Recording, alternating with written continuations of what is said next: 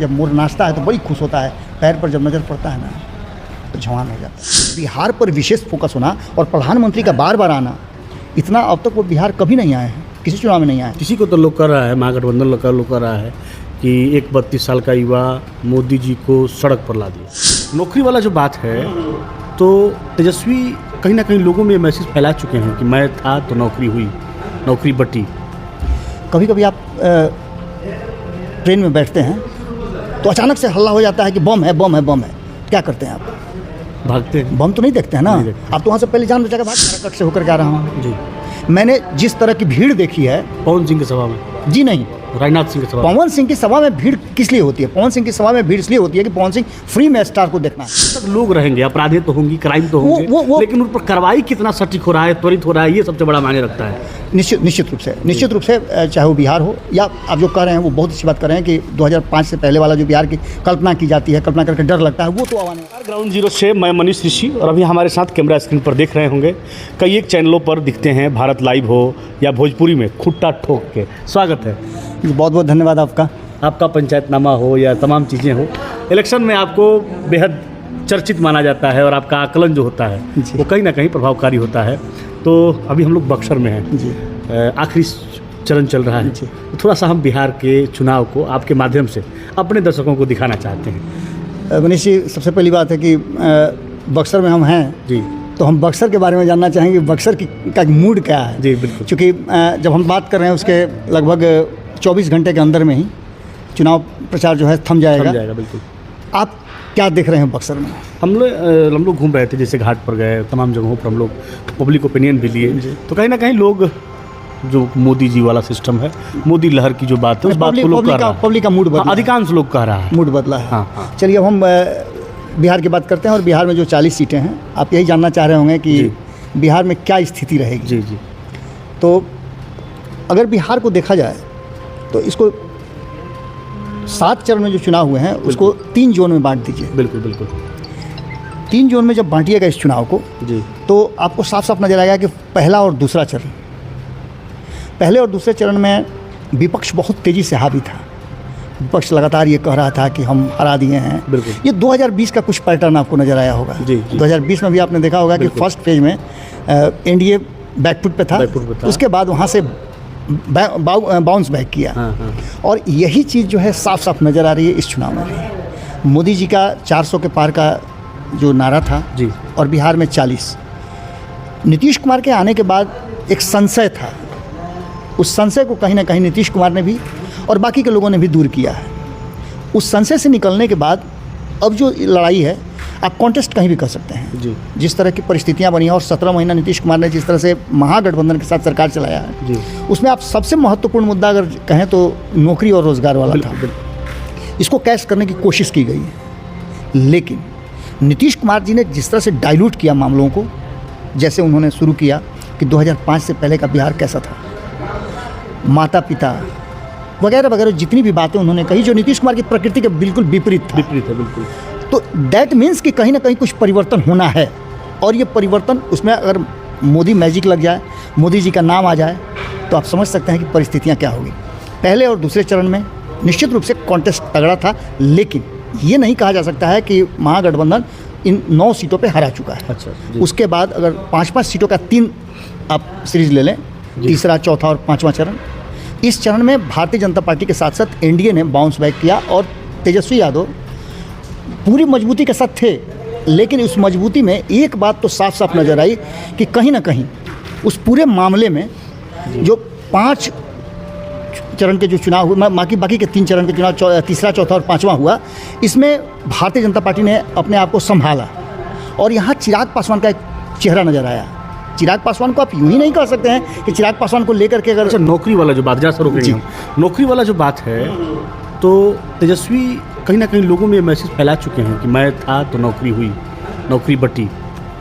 कभी कभी आप ट्रेन में बैठते हैं तो अचानक से हल्ला हो जाता है कि बम है, बम है, बम है। क्या करते हैं आप? भागते हैं। बम तो नहीं देखते हैं ना, आप तो वहाँ से पहले जान बचा के भागते हैं। वही स्थिति थी कि जब लोगों को ये कहा गया कि मैंने नौकरी दिया, नीतीश कुमार की बात मैं इसीलिए कह रहा था कि नीतीश कुमार ने इस बात को सिरे से खारिज किया कि नौकरी ये है। मेरी बात इधर बीच में मैं आपको बता दूं, थोड़ा सा इंटरप्ट करूंगा, मेरी बात अभी वित्त राज्य मंत्री से हुई। आए हुए थे कराड़ साहब पटना, तो उनसे मेरी बातचीत हुई। बातचीत में वो बिहार के जितने भी सीए हैं, एसोसिएशन हैं, उनको बुलाए हुए थे और बिहार में कैसे रोज़गार दिया जा सके, नौकरी दिया जा सके, उसमें सीए की भूमिका एक बड़ी होती है। कैसे फैक्ट्री को लाया जाए, क्या क्या इसमें चाहते हैं एंटरप्रेन्योर्स, इन सारी चीज़ों पर चर्चा हुई। उन्होंने बहुत अच्छी अच्छी बातें कही है और मैं इन बातों की चर्चा इसलिए नहीं कर रहा हूँ बहुत व्यापक में, बिल्कुल, कि अगर इन बातों की चर्चा होगी तो चुनाव को कहा जाएगा कि प्रभावित कर रहे हैं। लेकिन उन्होंने जो स्ट्रेटजी बनाई है वो स्ट्रेटजी 2024 से 2029 के बीच में आपको देखने को मिल सकती है। यानी कि बिहार पर विशेष फोकस होना और प्रधानमंत्री का बार बार आना, इतना अब तक वो बिहार कभी नहीं आए हैं, किसी चुनाव में नहीं आए। किसी को तो लोग कर रहा है, महागठबंधन लोग कर रहा है कि एक 32 साल का युवा मोदी जी को सड़क पर ला दिया। देखिए, आप अगर किसी मोहल्ले में जाते हैं और आपको पता नहीं हो कि इस मोहल्ले का व्यक्ति जो है कौन गुंडा है, तो आप आराम से सीधा चौड़ा करके जाएंगे और जैसे ही आपको मालूम हो जाए कि फलाना जो है इस मोहल्ले का गुंडा है और आपके सामने नज़र आ जाए तो आपकी हेंकड़ी बंद हो जाएगी। हल्ला करना, हवा नहीं उठाना अलग बात है। जनता क्या सोचती है? जनता आज के समय में युवा भी हैं, वरिष्ठ भी हैं और बुजुर्ग हैं। कोई भी इस बात को नहीं चाहता है कि वो फिर से पुराने राज में जाए। इस बात को लेकर के लोगों ने बहुत सारा चीज़ किया है क्लियर। आप बक्सर की बात मैं इसलिए आपसे शुरुआत में पूछा कि बक्सर में परिवर्तन हुआ। आपने खुद कहा कि बक्सर में वक्त के हिसाब से बहुत कुछ चीज़ें बदली। ये बदलाव पूरे देश भर में देखने को मिल रहा है और ये बदलाव बिहार में भी देखने को मिल रहा है। मैं काराकट से होकर के आ रहा हूँ जी। मैंने जिस तरह की भीड़ देखी है पवन सिंह की सभा में, जी नहीं, राजनाथ सिंह की सभा, पवन सिंह की सभा में भीड़ किस लिए होती है? पवन सिंह की सभा में भीड़ इसलिए होती है कि पवन सिंह फ्री में स्टार को देखना है। जब पवन सिंह आते हैं पैसा लेकर के, तब की भीड़ और फ्री में देखने की भीड़।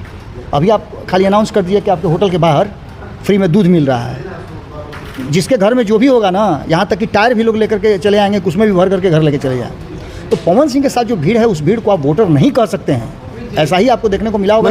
कहीं ना कहीं मुफ्त खोरी वाला जो बात है, फ्री में कुछ मिल जाए तो लोग ले लेते हैं। बिल्कुल आराम से। आप जैसे राशन मिल रहा है 5 किलो अनाज, 5 किलो अनाज मिल रहा है कि बेहतर है। जहाँ भी जाइए, जिस जगह जाइए, जिन लोगों को मिल रहा है वो खुद खुल के कहते हैं कि मुझे 5 किलो अनाज मिल रहा है।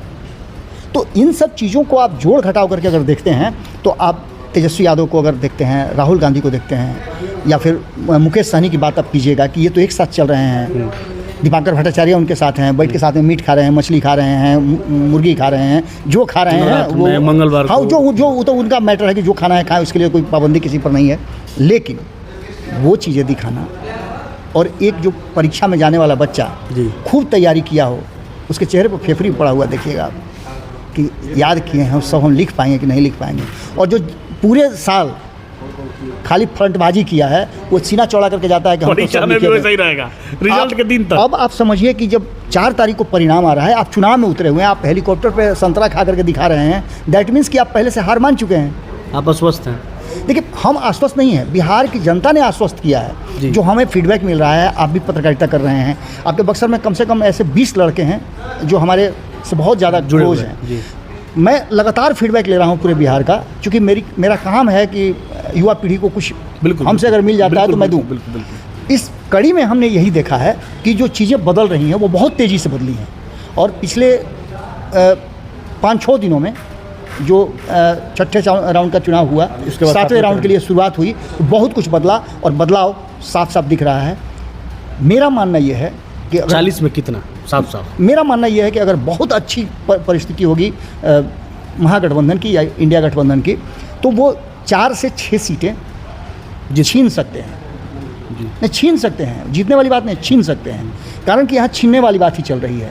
आपने देखा होगा कि एक बार बहुत लंबे समय के बाद, चुनाव के बाद एक हिंसा हुई, जिसकी चर्चा हम हालांकि नहीं करना चाहते, अच्छी बात नहीं है। जी बिल्कुल। लेकिन इसके साथ साथ आपने देखा कि गाली का प्रयोग कराया गया। इसके साथ साथ और भी बहुत सारी बातें हुई।